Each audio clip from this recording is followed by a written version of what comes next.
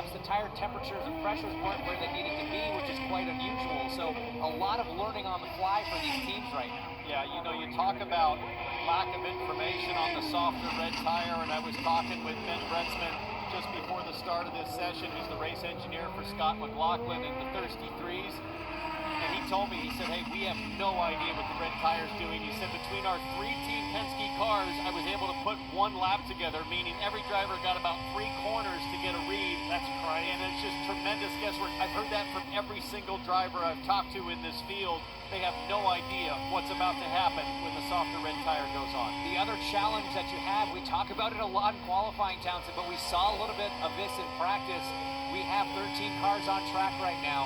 It's only a 2.2-mile track with all these long, fast corners. You want a little bit more room. You want that sort of perfect pocket of air in order to have clean air through these long, fast corners like turn 9 here. We're watching Alexander Rossi doing it right now. He was quick this morning, Marty. Always quick here at Laguna Seca for Rossi. So their plan sort of surprises me, Hinch, a little bit. Just talked to Brian Barnhart a moment ago.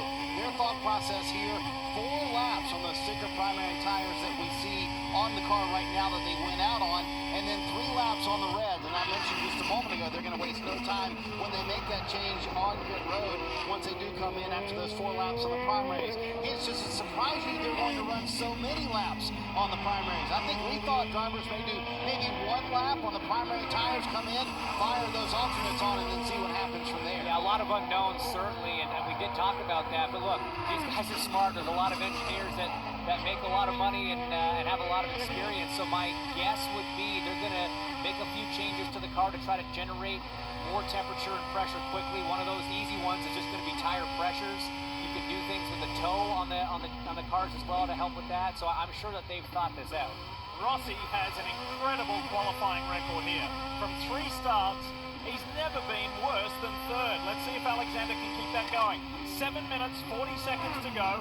Grosjean, Ryan Hunter-Reay is out there, but he is the highest placed with the reds on. Yes, indeed. Going early is the number 20 Bittenau car, Ryan Hunter-Reay. Playing the law of averages as it looks like Romain Grosjean off again. This time in turn 6, it was a big off yesterday with a crash in turn 4. Interesting to see what Hunter-Reay gets on this lap. Felix Rosenquist goes to the top. Hunter-Reay is pushing it hard. VK Rossi Dixon wants this for Hunter-Reay. 8-8. Not quite what I expected in terms of pace. Some drivers told me they thought the Reds might be a second faster. Some said maybe half a second. Was that the Grosjean effect though? Did he get kind of affected by that a little bit? But how about Tom Blomqvist? He's another driver that went out on those reds right away, and he goes all the way to the top with a 1:08.0, half a second quicker than Rosenquist. This is huge for Blomqvist. I know it's early on in the session, but so far for a driver highly touted for his abilities and confirmed now to be a full-time driver with Meyershank Racing next year, for him to go to the top of the charts at any moment in the session is huge progress. He's trending even better, Dylan, on this lap, not just 200s down. And there are obviously things that Tom wants to improve on just to make himself more comfortable behind the wheel as he learns this IndyCar series. But talked to him yesterday after practice where he was 11th at the end of the session, and he said, you know, the big thing this weekend is that I've got great data from my teammates that can really help me out here, specifically Colton Herta. We know how good he is around this racetrack and with this Meyershank team having an alliance with Andretti Autosport. That's valuable information. He said, I am going to study all weekend long, and so far it looks like it may be working for Thomas. He's falling to 3rd right now, but on good pace so far. Okay, guys, we can now say officially Scott Dixon's lap is a new lap record. The old qualifying record was a 1:07.7. So we're going quicker, and we're going to continue to keep going quicker. And here he is in the BNC Bank Honda, 5.5 minutes left, Group 1, Q1. Here's Colton Herta, Cambridge Honda. Have a listen to this. All the big dogs still on the black tires. Let's listen to power down on the corkscrew.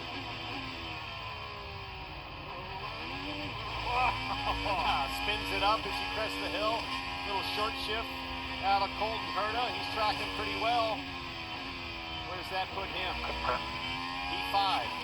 Right now. So nobody in the top 6 except for Blomqvist did it on the Reds, but none of the big dogs have put the softer compound down yet. Now Rosenquist goes to P1. And the McLarens look hooked up. Rosenquist and Rossi have been up there pretty much the entire session, every lap.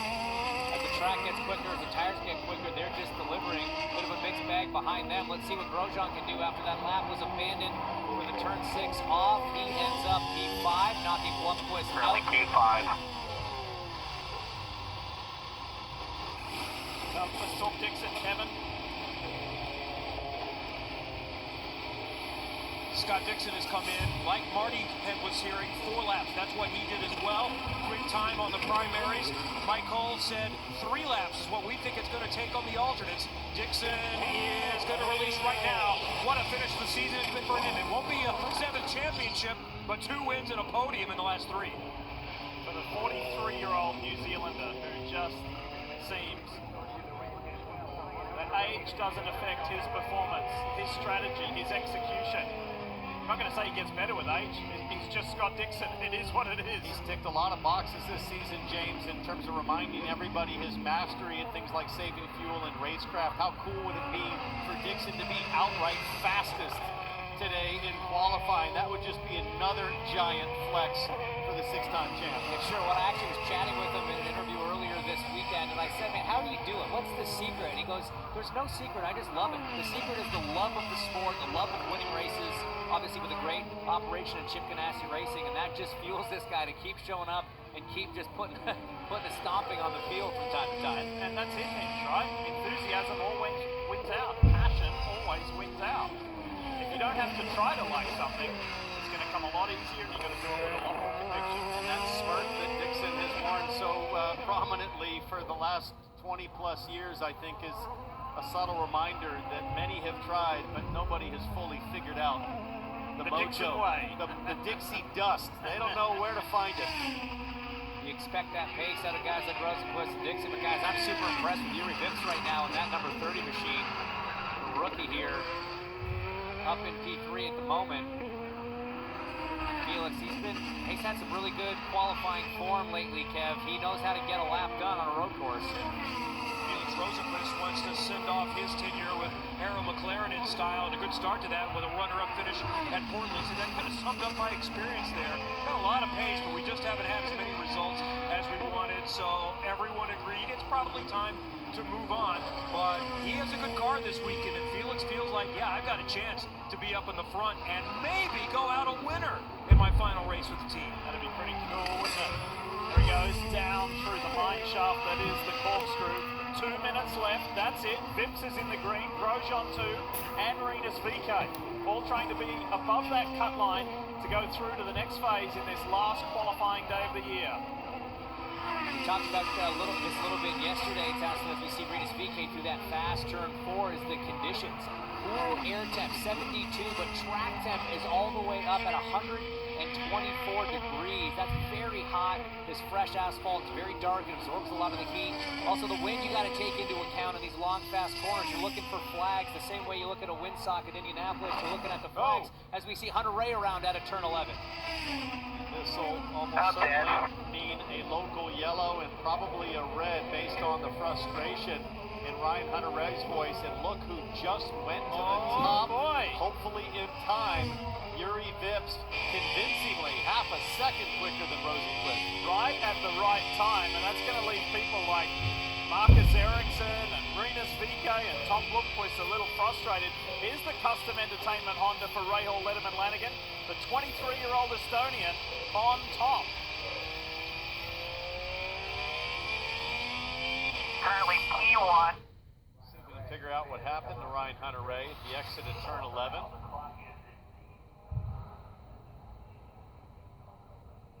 I don't know, went long on the brakes and then kind of just got after the throttle and it just stepped out and came around on him. That was unusual. Dylan, what can you tell us about Yuri Vips? They must be thrilled down there. Well, and remember, it's only his second race weekend of the entire year, not just his second Indycar race, but he ran last week at Portland, so said I instantly felt more comfortable this weekend. The balance has been there all week, and I'm there on the driving side too. That test earlier this week certainly helped, but remember too, they had issues yesterday late in the opening practice session. They had to change engines, so that's an unapproved change. Regardless of where he qualifies, they're going to have a 6 grid spot penalty on Sunday. So I think a pole position is potentially on offer, but they definitely want to qualify as far forward as they can with that penalty coming. So far, so good. as he dives for the pits in the MyJag Honda for Rahal Letterman Lanigan in just his second IndyCar weekend. As we look at the clock at the top of your pylon there, minute 27 left. Now, per the rules this weekend, race director Kyle Novak said after 1 minute 45 to go in the session, they will implement the rule that allows every driver to get one more flying lap. So once the green flag drops, you have 30 seconds to leave your pit box, and every driver will be given one flying lap. That's likely to be implemented here because we're under that 1 minute 45 range. I'll tell you something that Yuri Vips told me at Portland last weekend that he's got to adjust to is just G-force in the IndyCar. His neck was just getting exhausted, and you'll see just on his driver's right here, notice how there is some temporary foam that's been taped up and placed on the right-hand side so that in all these high-speed, high-G left corners at Laguna Seca with the new pavement, that he can just kind of flop his head over and rest it.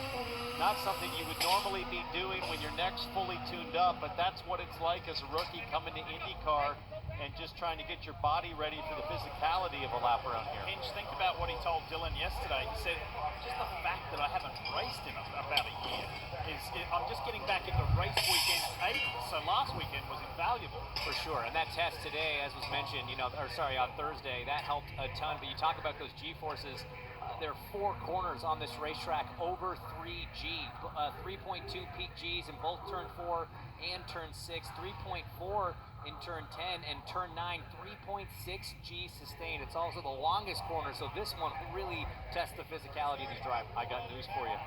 4.1 is what I got out of Andretti in turn 9. All right. So this place is gripping up. It's gripping up. Maybe these are primary tire laps, not the alternate. It is fully loaded. And Graham Rahal told me just 5 minutes ago, he said, I'm going to try to go flat on reds right here in turn 9. This long downhill rainy curve. I texted Wayne Rainey yesterday, by the way. I thought he'd be hit like he normally is. He's got Moto America commitments at Circuit of the Americas this weekend. So we'll miss Wayne, 3-time 500cc world champion. Let's catch up with Kevin Lee. What you got, Kevo? Well, it's got a chance to be a good rebound for Romain Grosjean in his final weekend with Andretti Autosport. His status next year is TBD, looking at other opportunities. But remember, he had a crash yesterday in practice and struggled at the start of today's practice. Said he was having trouble slowing the car, so they changed the rotors. It got a lot better in the second half of practice, and right now, he's in position to be able to transfer. Session extended, or, well, the time was stopped, as you saw on your clock, to ensure that everybody gets at least one flying lap. We see, and history tells us, that it's highly unlikely that amounts to anything. Especially when you've already used up the quote newness of those Firestone Reds. I think Yuri Vips is in great shape, but this is all about transferring to the top 12. So it's guys like Bloomquist or Ferrucci maybe that are hoping to bump a Colton Herta, Rinus VK, who's been super fast. How about Marcus Ericsson from Chip Ganassi Racing that would like to see a big jump happen on this one flying attempt? He's out there with just one car in front of him. It's Alexander Rossi. So Ericsson's got a really nice piece of asphalt to claim and stay in clean air for this lap. And Marcus really loves this place, the European nature of it. He's had 2 back-to-back top 10 results here in his time at Chip Ganassi Racing. He says farewell to the team that he has won every IndyCar race with, including the Indianapolis 500 and this year's runner-up spot before he heads off to Andretti for his new future in IndyCar. But he'd like to go out in the Husky Honda in the best possible way. He's right there, 2000s up. If you're Marcus Ericsson, you've got to be brave, you've got to push, you've got to absolutely put it all on the line, but at the same time, hit your marks. You cannot afford to be even 1 inch off the line around here. If you nail your apexes, you might have a shot. And I mean, that's just a normal qualifying lap in IndyCar, but especially with this new surface, we've seen how slick it is offline, how a few inches off the apex can end in devastation, and Ericsson is on a heck of a lap. 4/10 up now, 5/10 up. He hung that left rear off the exit of turn 4. I thought he might find some sand. He's got to get through turn 6, the hardest corner I think on this track. He nails it there. Still half a second to the good is Ericsson as he heads to the corkscrew. Like the righty had a hiccup there. Stepped out a little bit. Good catch. Marcus Ericsson, 6, almost 7/10 of a second to the good. Keep digging through 9. It is all there. Alternate start finish line right there. Boom! Up to third by 2/1000ths of a second. But a lot of green below Ericsson. Ericsson falls to fourth. Now VK on a flyer. Vips has been dislodged. Dixon has the top spot. Rosenquist now on the bubble. Ericsson to P5. What did history tell us? That very rarely it changes? Well, forget about that. It's changing now. He's on the bubble now as Ericsson, as we see Rinus VK down in 10th. Looks a little bit off the pace. Can he get it here through turn 9? Oh, Wow. And he does. Just wow. VK got all of turn 9. That was huge. Nice job. Grosjean to P2. Big lap there. Ericsson, he's out. Rossi's out. Herta's out. Canapino. Agustin Canapino goes P6. Wow. Unreal with one flying lap. Vamos, Canapa, carajo. And Colton Herta finds himself Bien, on Canapa, bien. We were singing Marcus Ericsson's praises, and now Santino Ferrucci goes up, bumps Canapino out. That was spectacular. Think about Ay, that, no guys. llegamos. We saw Ericsson confident Ay, in the top that- 6. He falls to 10th. Incredible. Unreal. And this man, Colton Herta, two-time winner here at Laguna Seca, out of the car, 8th in session. That's going to be massively disappointing for the driver of the 26, but what a performance from some of these drivers. Canapino just missing, Rinus VK sneaking in. And how about Santino Ferrucci? Unbelievable. That's Huge massive. jump up. Nobody saw that coming. Santino was 18th in practice. That's an incredible leap in performance. And I think we're seeing a qualifying racetrack and format here that just rewards raw ability. I think this is about just nailing it at the right time. Setup might not be perfect, but all these guys just went for it. Canapino should be very proud. Just missing out. Marcus Ericsson's like, that's probably one of the best laps I've ever done, and it still wasn't enough. What happened? How did I end up 10th? That was exhilarating. Going to be career best finish for Agustin Canapino, who's going to be at the top of this does not advance list, but still very impressive for him. Like you say, some disappointing results from behind that. Well, just think about all the praise we were heaping on most of these drivers. Rossi, Blomqvist. Oh, yeah. Now they're out, and I'm sure they'll be scratching their heads and going, how in the heck did that happen?